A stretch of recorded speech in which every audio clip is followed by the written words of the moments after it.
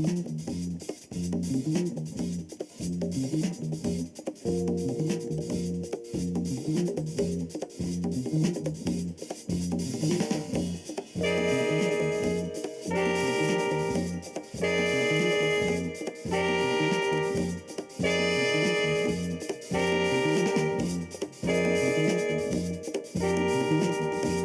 a mission given to me by Woody Shaw, Sunship, Dizzy, and John Kahn, dedicated to pursuing a piece of our cultural heritage through interviews with my music heroes, this is the Jake Feinberg Show. Welcome everybody inside the Brady Broadcasting Studio, 25 East Glen. This is the Jake Feinberg Show. Thank you so much for being part of the program today. And it's an honor to welcome back to the show an amazing drummer, somewhat of a prophet, playing music, Lenny White, live from Minnesota. Welcome back to the Jake Feinberg Show. Thanks, Jake. It's a little hard hearing you, but thanks for having me. I will do my best to speak up. Lenny, I wanted to ask you about the opportunity of playing. I just came off an interview with Stanley Clark, and he talked about the idea of playing real spiritual music. And the only way that happens is that you have to be willing to leave your physical body. And I just wonder if you could describe to the audience about the transcendental nature of playing with somebody where you actually can connect outside of the physical body, meaning like you and Stanley and Chick. Well, to explain it, I guess you basically would have to be in the same mindset. And how I could maybe put you in that mindset would be to have an out-of-body experience like that, to play like that. I don't know if you practiced something for a long period of time and you found someone who also practiced something like what you were practicing, and you guys, or you and a woman or whatever, were to get to a point where the things that you did or that you practiced, there was a common line in that, and you say, it could be like playing a sport. It could be maybe if you were studying history in college or whatever, and you met up with a friend, and the friend said, "Hey, I'm studying, and I'm studying that too." Oh, and then like you go and you get this synergy, you get this real great rapport. What happens is that things become very natural to the two people involved, and the more you do it, the better it makes you feel. And, with those guys, they played music like I played music. And then, you get this affinity playing with a certain person, and you feel safe. You can trust them. They can trust you. And then, like Elvin and Train, Miles Davis and Tony Williams, they trusted each other, and because of the trust that they had in each other, it took them to places that they would not normally go with regular musicians. And you get to this point, man, where, you play, and then just something just takes over, and you say, man, wow, what happened? I don't know. Well, that was great, And you get to repeat this a couple of times. I mean, it's an amazing thing, and it's kind of hard to explain. I don't know if I explained it right. Well, no, I think that no, I think it's impossible to explain. You guys are doing the best you can. I've been documenting this because like you and Stanley played with Joe Henderson and Woody Shaw. I mean, you had played before, but they had come back from, they were coming back, Return to Forever was coming back from overseas, and Flora and Airto were dealing with some issues, and And I was just wondering if you remember how you linked up with Stanley and Chick because they were playing like a 7 night run Yeah, at the we played at the BCT Keystone Corner. and the Berkeley Community Theater too. Yeah, and you know, it was I had played with Stanley before because we had, as you said, played together with Joe Henderson, and I had played with Chick before because I had done the record "Bitches Brew" with Miles, and so when Chick called me and asked me to play with him and Stanley, to me it was a no-brainer because I had played with both of them before, and we got together and played, and it was a great week of music and a great week of exploration and finding out about uh, these different musicians and how we could all play together, and we made some great music. Do you talked about being able to go places with people when you trust them. You talked about being on a conference call today, Skype call from Italy, Minnesota, or you can. I mean, we can do all that, but we have. How have we become? In your mind, how did we go from like these enclaves of or brotherhoods to being so spread out, where you're making an album with people on all different continents, and does that lead?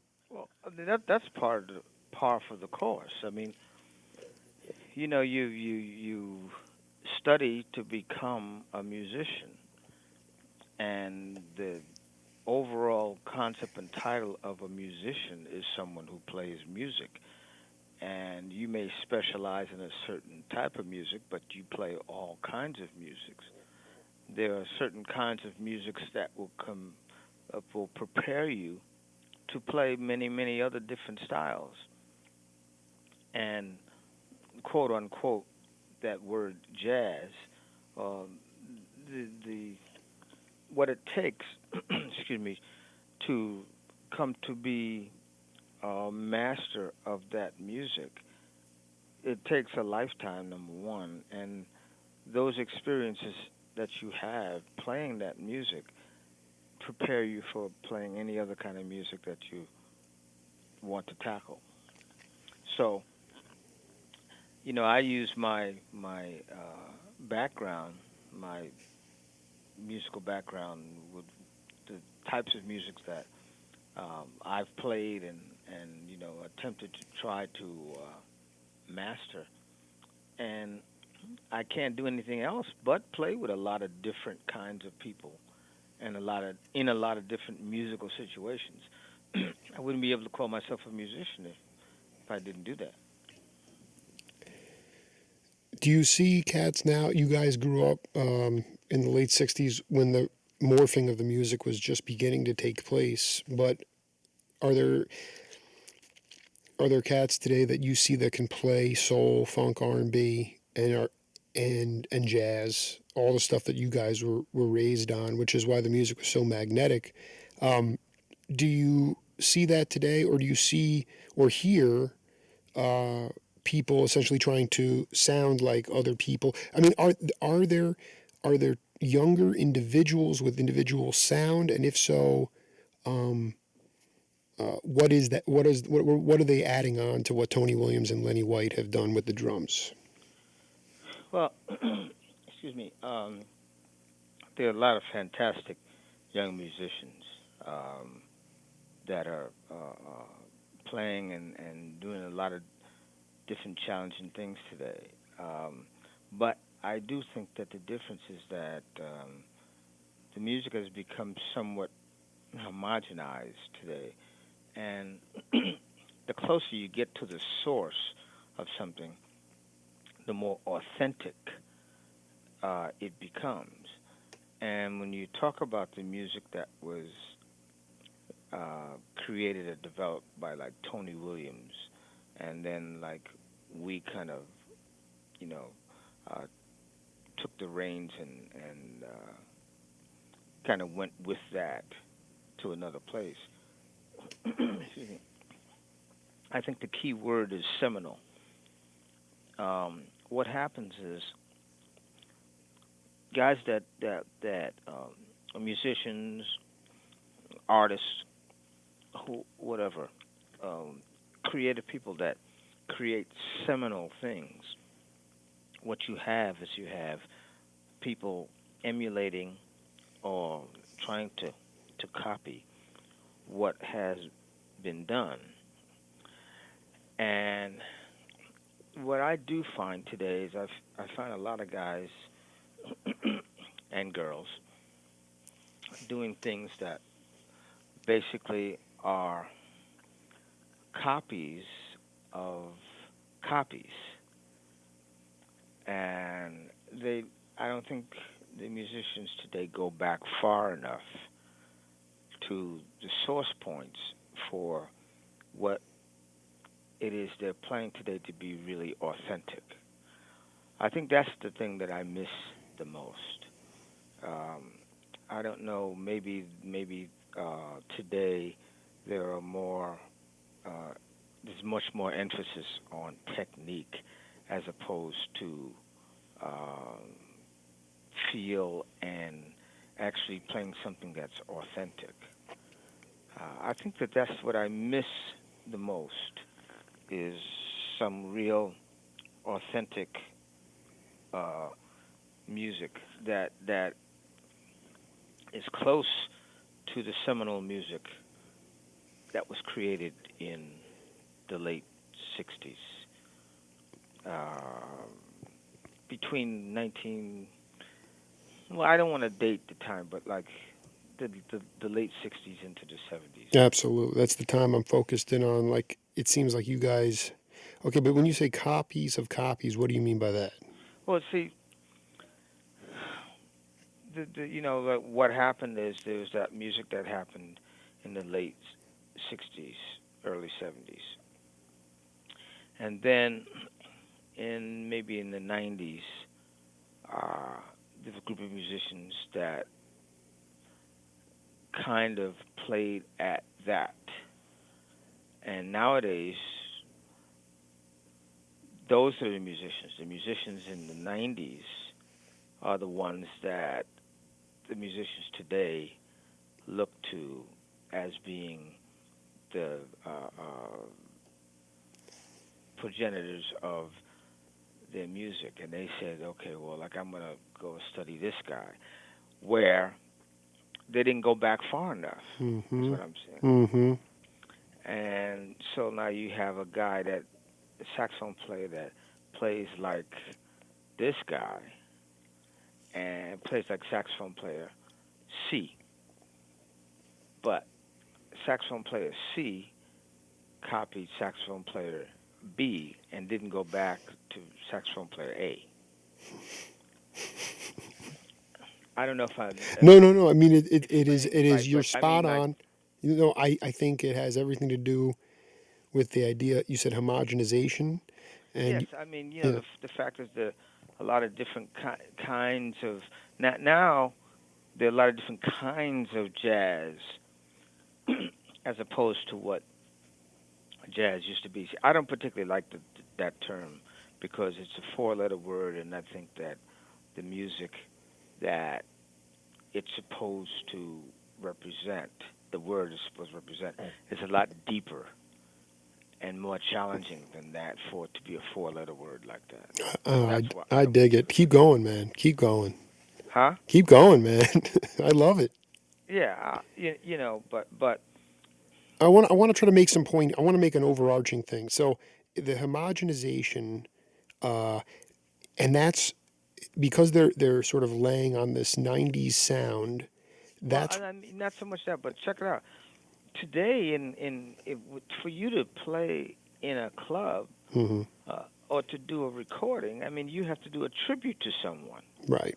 and nobody's playing original music anymore. I Visual. mean, don't get me wrong. I- I'm not. I'm making a generalization. There are always going to be people that are going to be playing original music and doing original things. And that I'm not saying that no one is doing that. What I'm saying is that like it's a normal thing now for someone to go and do a Herbie Hancock tribute in a club as opposed to playing their own music. But Lenny, I want to make this point. Lester Koenig, there were record companies that said this is more feel, this is more feel-oriented music, and we're going to put it out there for market. It doesn't. There's nothing out there to be. There's no sales for that. The sales is for the homogenization.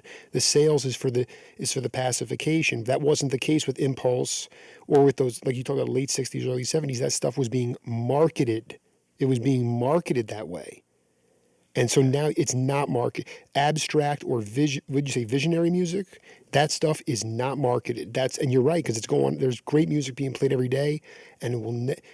The business, the people that make those decisions, the Orrin Keep News, or not, the cats that understood that they said this Oscar Peterson record might only sell 5 copies, but it's what our label stands for. That does not exist today. Well, that's true. I mean, like I said the other day, I mean, like, I'm on the road now playing, and people come out to see us play, and they're more of our generation, so like they're a little bit older, and like I say to them, I say, excuse me, you guys are fortunate because you come from the same generation that I come from, and you've supported what we do, but you've lived in a generation where music meant something.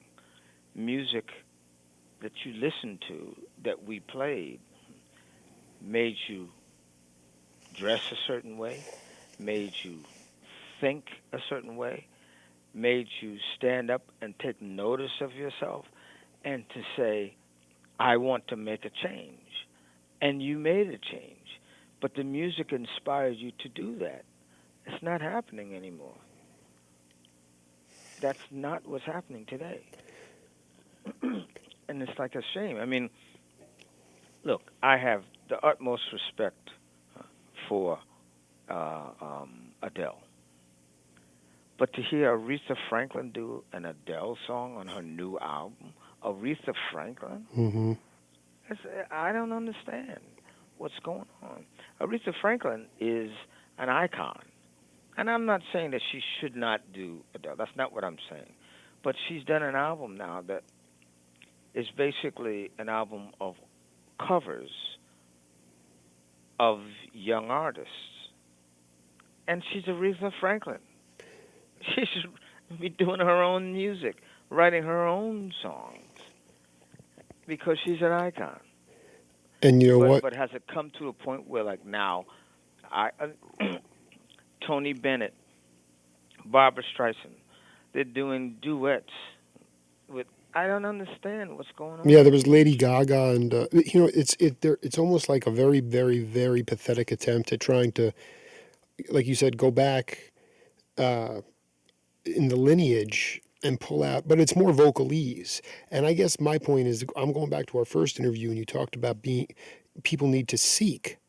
I seek. If I see Lenny White on a Latin album, Private Press, I'm seeking that album. But people are going to say, don't do anything new.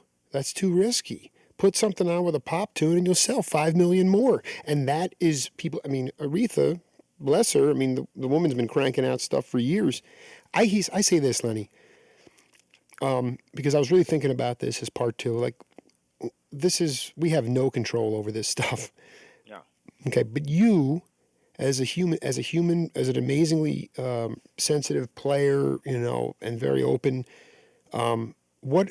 How do you feel you were able to affect change and push back against that maybe you're the dissidents against the homogenization, or how do you give some examples of ways that besides outside of just playing a gig,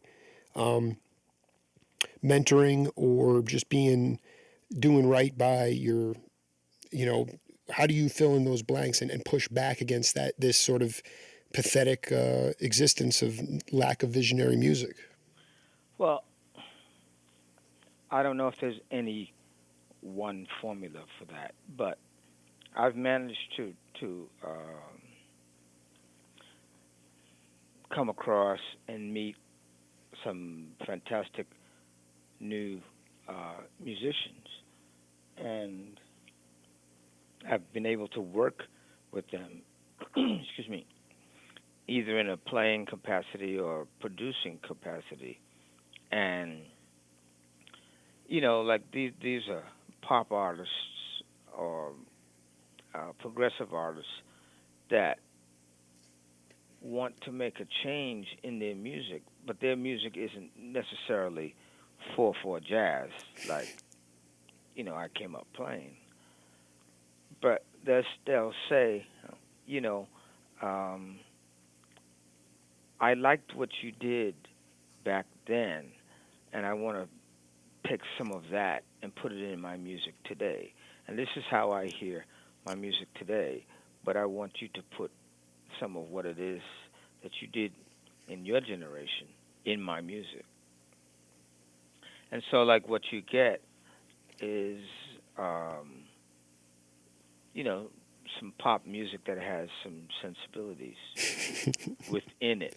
It's like this. It's like if you're if you make music that's like cognac.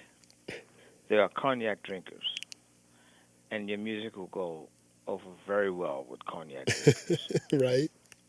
But if I really want to make a change, then I have to take something that everybody drinks. Everybody drinks coffee. Mm-hmm.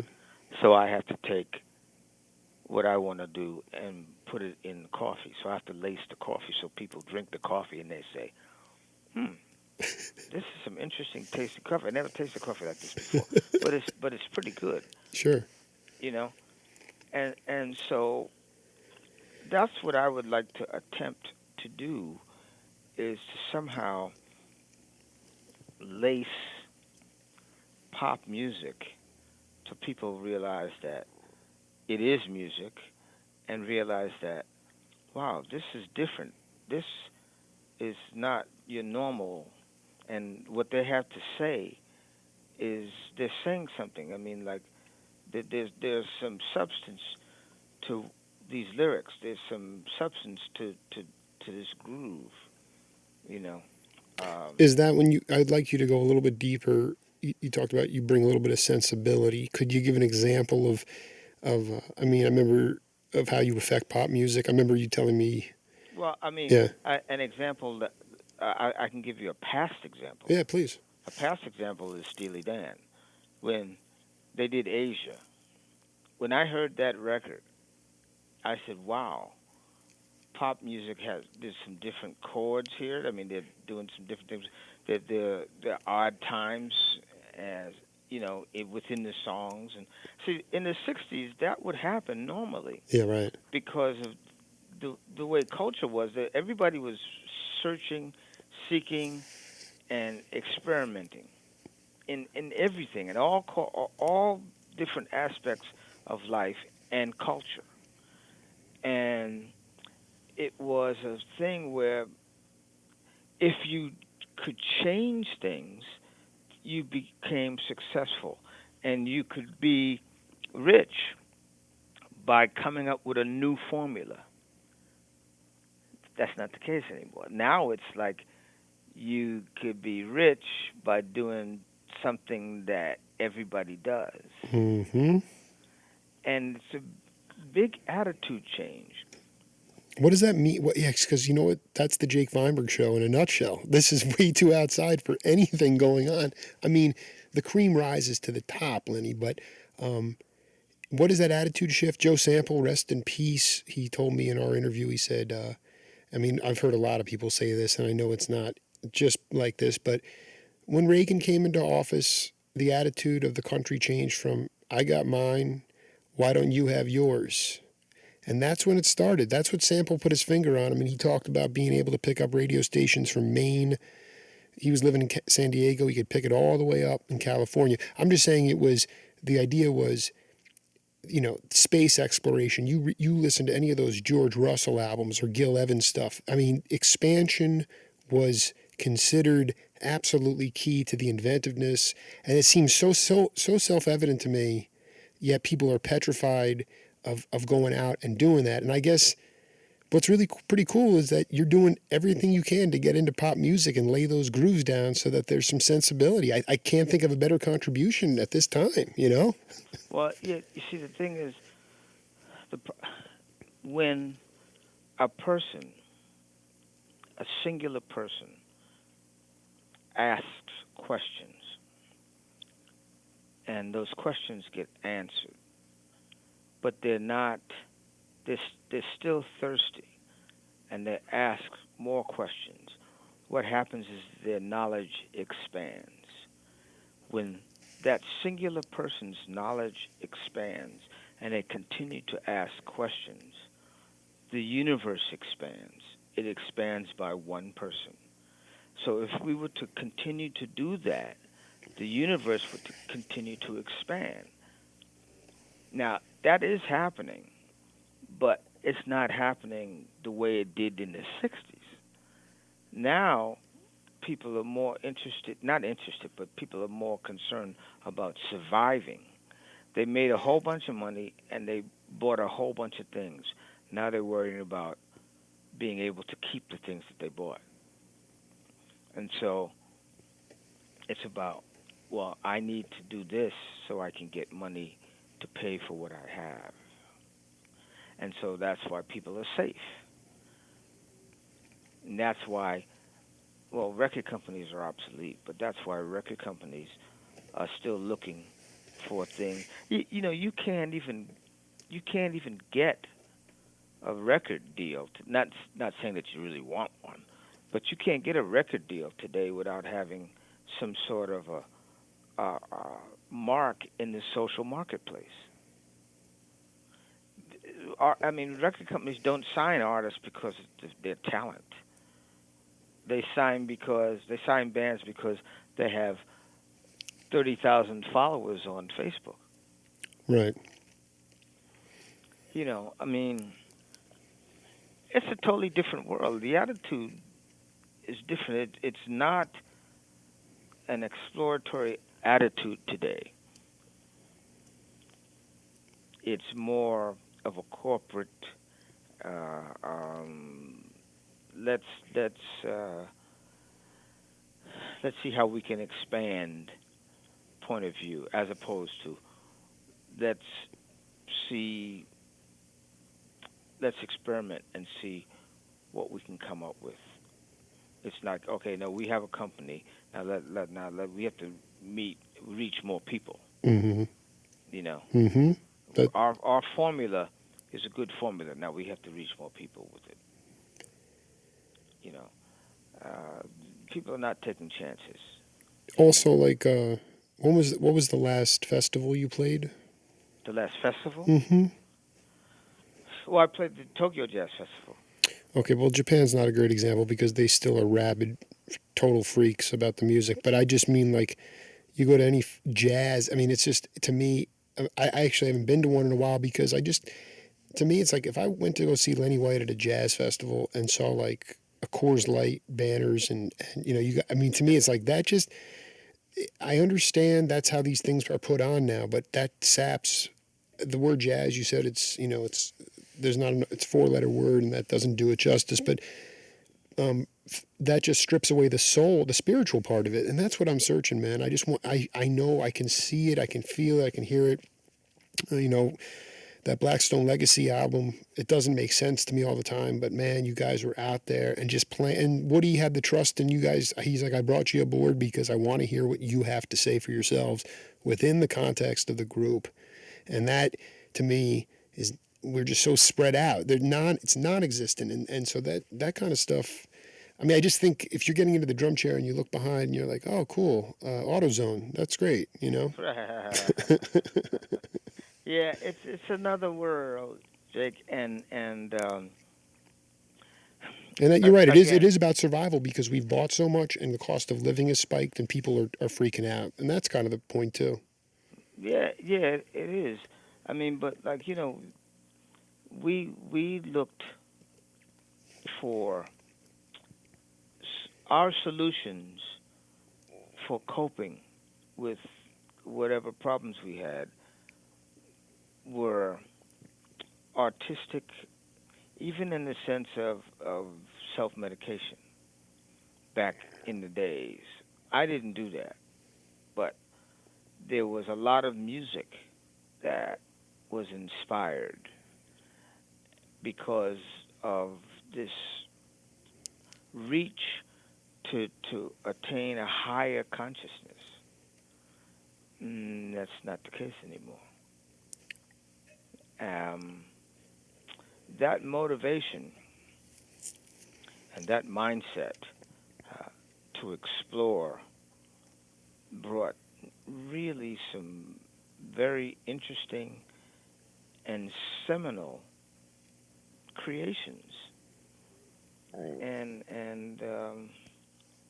unfortunately, that attitude has changed, and um, this is why it's difficult for new artists that want to challenge the, the creative source for them to get heard. But Can what you is just wait? You different? said something very profound. Can you talk about an artist? You don't have to mention name, but that was altering consciousness through chemicals, and that led to a discovery, a new cosmic source of music.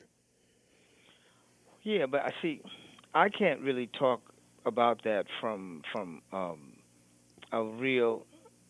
Um, I find it even more impressive that you can because you didn't do any of it. well, yes, that's what I'm saying. What I was going to say is Yeah, that I can't talk from that experience because although I was around a lot of people that did that, I didn't do it.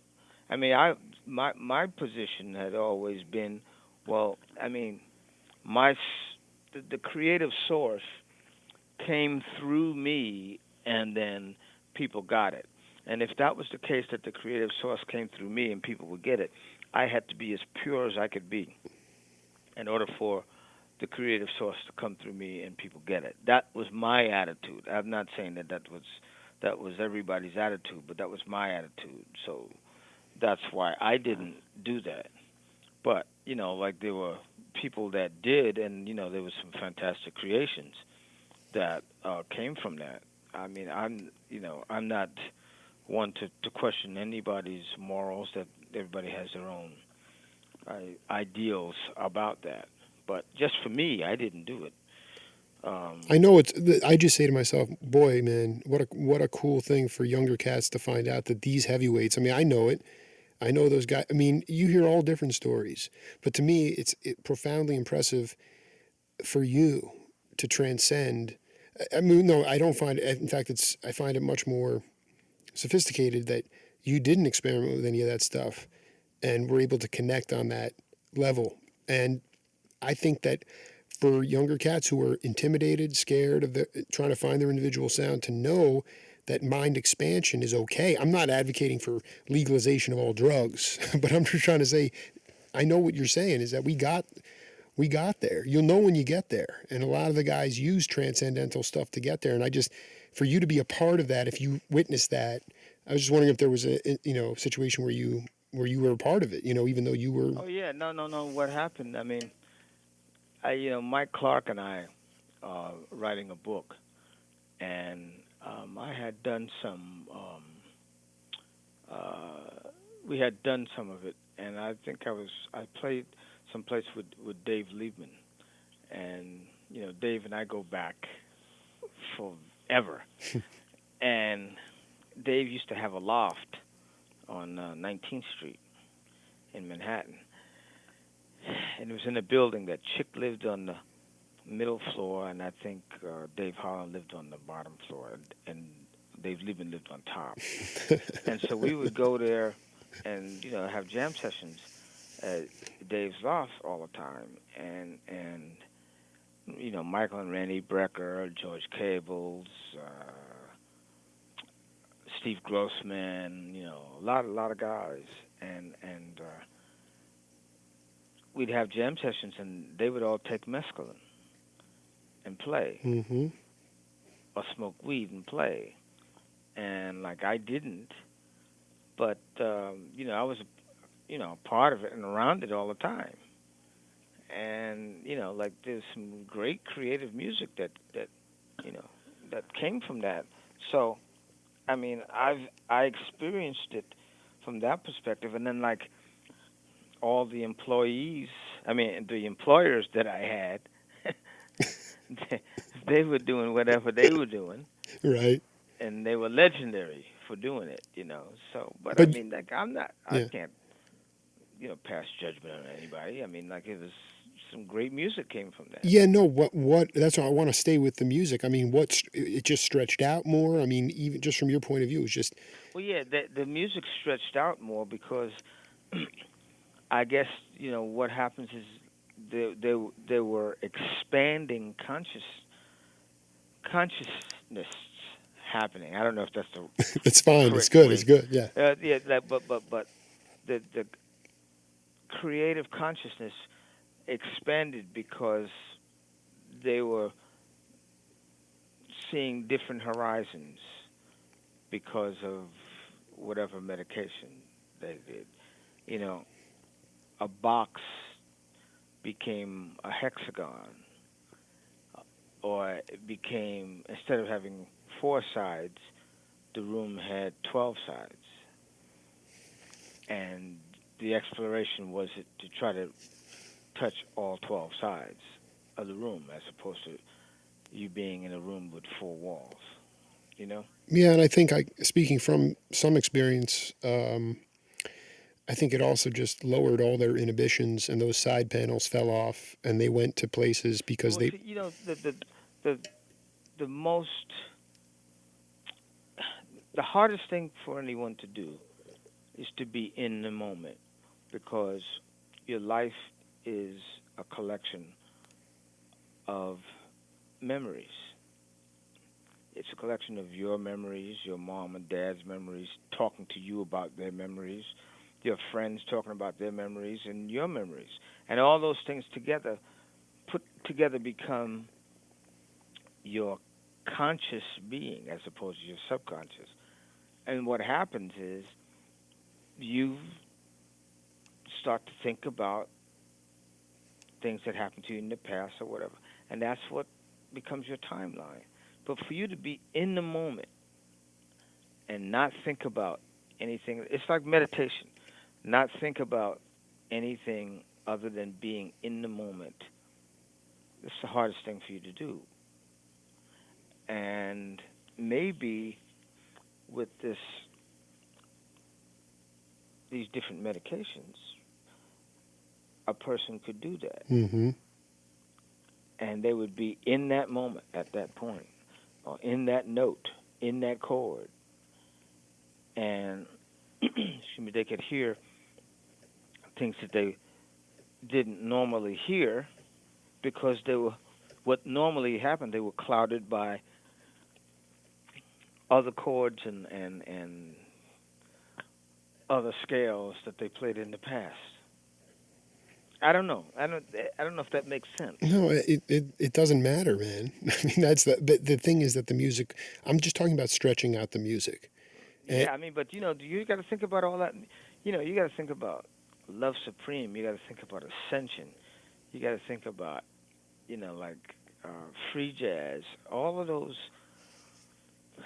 things that happened. Like at the late '50s, early '60s, into the '70s.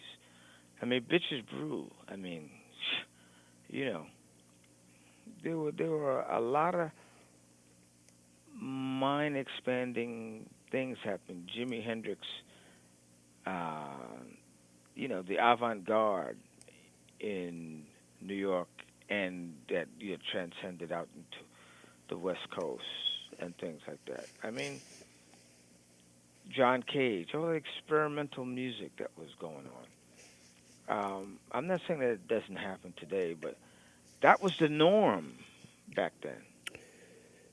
do That you? was the norm, and Yeah, and and that was normal. That's what I'm saying was normal. yeah, I mean, and think about it. I mean, like even the Beatles, which is the iconic pop band of all time, they were expanding consciousness, Of course.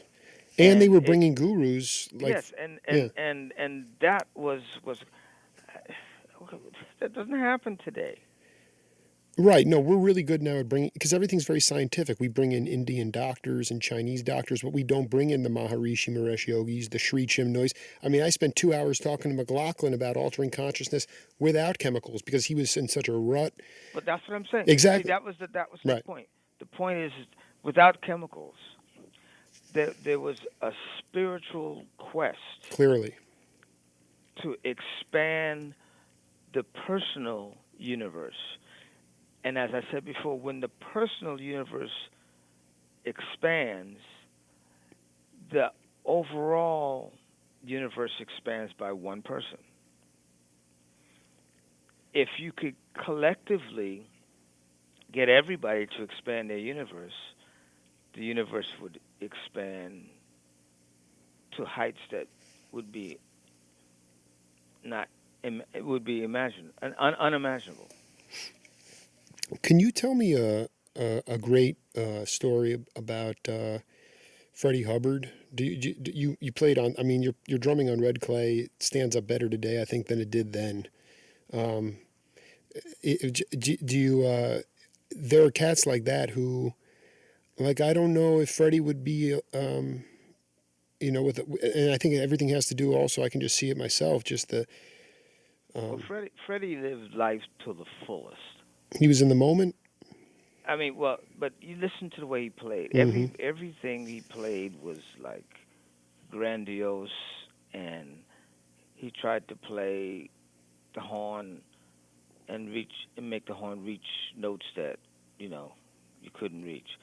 But he played like that, and he lived like that. He lived life to the fullest, and he practiced his horn. I mean, you listen to the way he played. I mean, like when I hear Freddie play, I hear his personality. Freddie was an Aries, and I hear his personality when he plays. I hear it being brash, braggadocious, and that's the way he was. But he was a lovable person, and like if he dug you, I mean, he'd go to the ends of the world for you. And what with that red clay session, he called me to do the session. Actually, he had wanted Tony Williams to do it, and Tony Williams recommended me to do it. Hmm. And so when we went to do it, I mean, Freddie said, like, I got this tune and I need a beat. And so he played me how the tune went. And I just played that beat. And to Freddie's dying day, he thanked me for it. He said, "Man, you made that beat for me, man." And Are you talking about on the title track?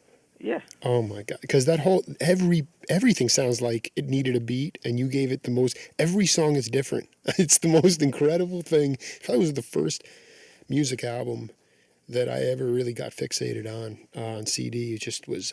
It seemed to make total sense to me, and some of the avant-garde stuff, like you said, those loft sessions got real avant-garde. But I mean, I don't even know if Freddie. I mean, I feel like in 2014, Freddie Hubbard would wind up yelling at the. I think it would be great to get a visual of somebody telling the audience to shut up and to listen to the band. You know what I'm saying? Like, get that out there. People are like, whoa, man, because that was what Freddie and Lee, those guys, I believe, were about. Miles is like, to a degree, it was, I'm going to play what I feel, and you can determine whether you like it or not, but you're going to listen to what I want to play.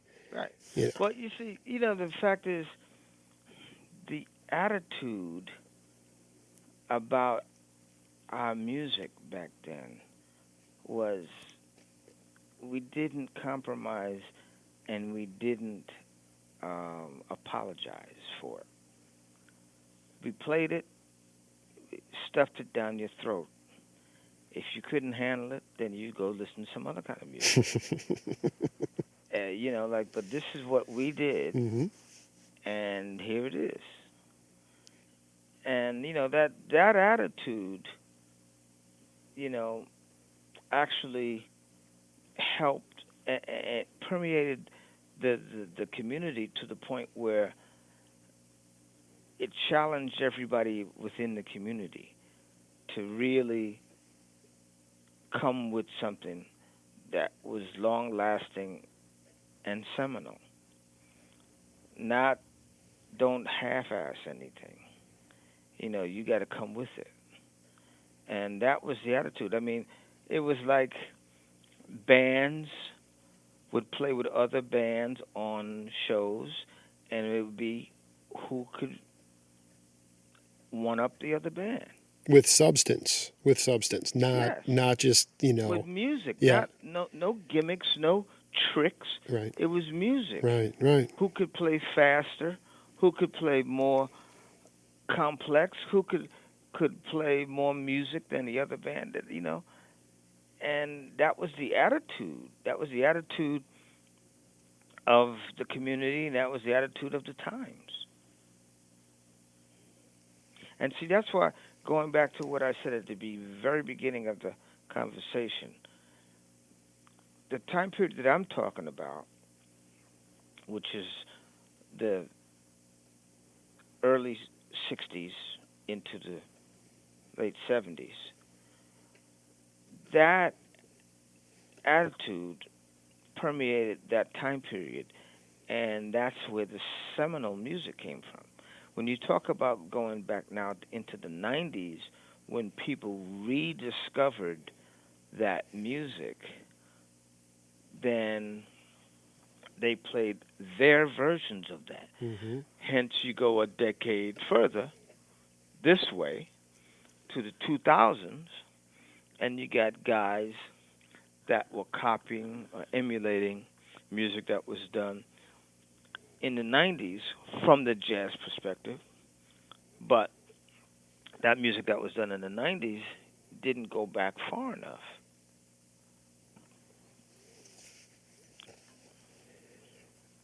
And so, If you so for anybody listening today, younger musicians, doesn't matter what instrument they play, when you say going back, would you recommend like Cozy Cole or Joe Jones or like what are some types of music that you would promote so that people can go back in the lineage is one of the L's on the Jake Feinberg show. I love that you use that word. So who would you recommend to check out? well, see, I, the best way that I could explain it is like this. It's like if you were from a particular neighborhood and you wanted to find out about your neighborhood, you would try to go to the oldest people in the neighborhood and ask them. And then they could say, hey, well, I've been here since blah, blah, blah, blah, when it first started, this neighborhood first started, and this is what this was, blah, blah, blah, blah, blah, blah, blah. So, from the true African tradition, if you were from a certain tribe and you wanted to know about your tribe, you go to an elder and ask the elder, and the elder would tell you basically what it is. You couldn't read it in a book, or you couldn't ask someone from another tribe to tell you about your tribe. You needed to go to source. Source is the point where you get your information. And so when you ask me and you say, well, who should a young musician listen to go to find out about the music, blah, blah, blah, blah, blah, it is the best way that I can explain it in contemporary terms is timeline. Just like you have a timeline on your Facebook page. What happens is you have to go back, and then you get to this source point, and then you go back and find out where source point D got their information from. So you have to go from source point D to source point C, then source point C to source point B, source point B to source point A. So I can't say to a young artist unless I talk with that artist and I hear the way they play, or I see where they're getting their information from, their source from, and I say, well, like, have you ever heard blah, blah, blah? And when they go to seek that artist out, then you need to go to find out who influenced the artist that you just discovered. And it goes back, back, back, and you go back all the way to the very source of things. And when you go back that far and you're well versed, then you can see how the music evolved. You could see where things come from. Mm-hmm. And I think that you'd have a better vision about what it is that you do as an artist or what it is you can do as an artist and go back all the way back to the source point.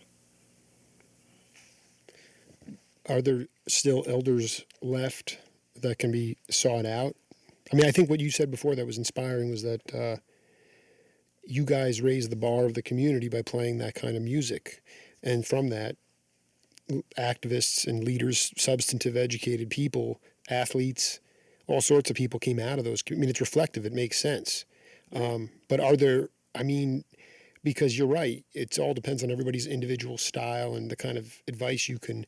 But I mean, yeah, you're right. The elders, there are still elders left, and they're somewhat accessible. But I mean, it's not just about going back and listening to the music itself. I mean, you have to dig deep. You have to be a seeker. And I guess maybe we've had, in the time that we live in, everything is so easy access and everything happens so quickly and spontaneously that the searching model, which is still available, it's not, people don't access it. People don't need to access it.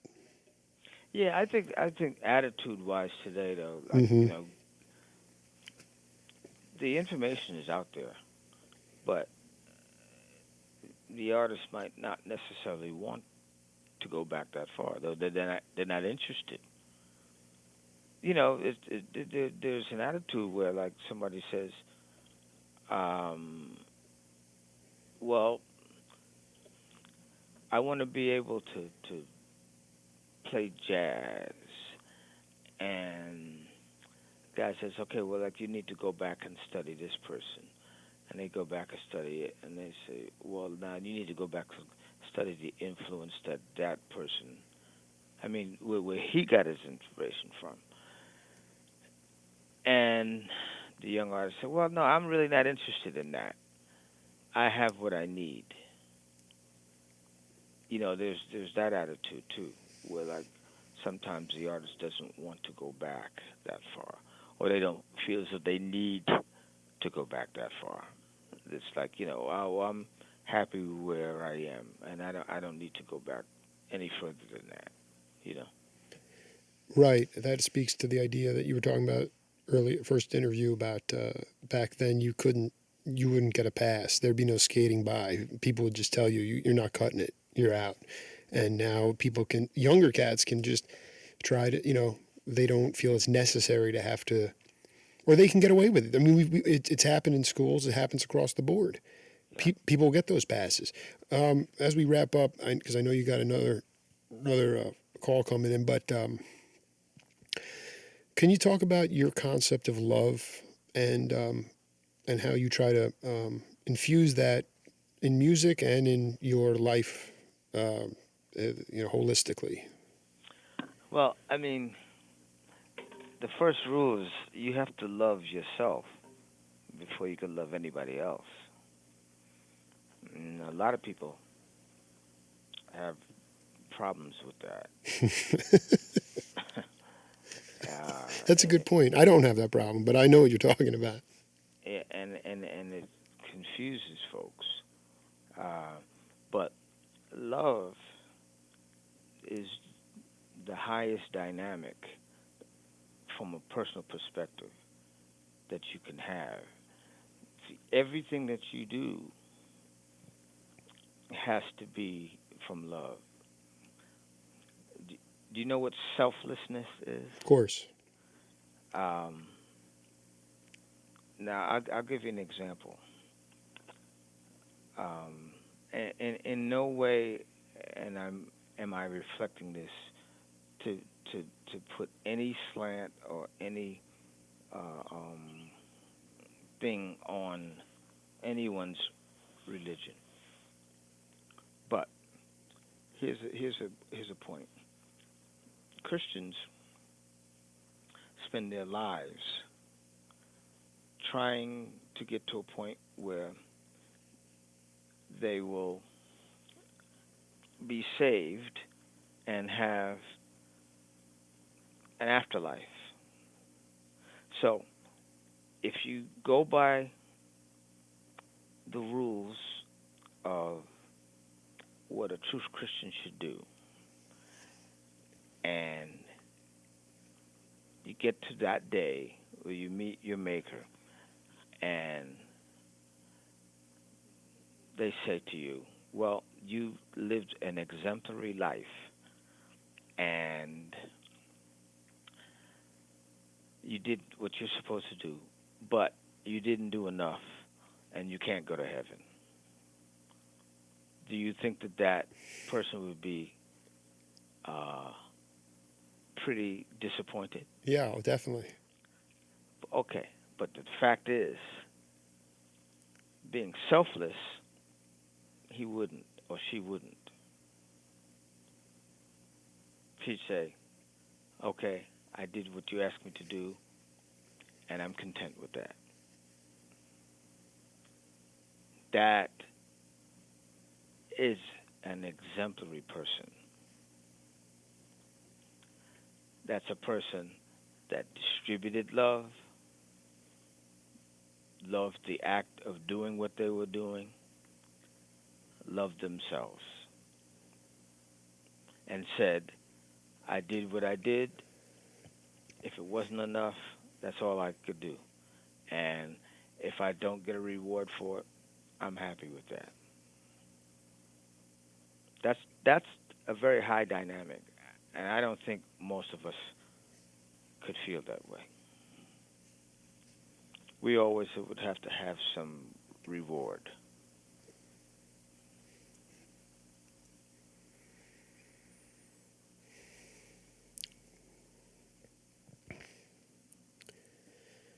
All right, Lenny. That's it for part two, man. Yeah, man. I dig it, man. And I know I look at people and they're always running around with a chicken with their head cut off, trying to make sure that they're doing something for their God because they're going to be granted some kind of Right. reward. And but there's a really good way to love yourself and be selfless too, and that's the beautiful balance that I continue to learn on this journey. So safe travels, man, and we'll be in touch. I really appreciate it. Cool, man. All right. Yeah, later. Talk to you. Peace. Bye. This is the Jake Feinberg Show, and we'll see y'all in a little bit.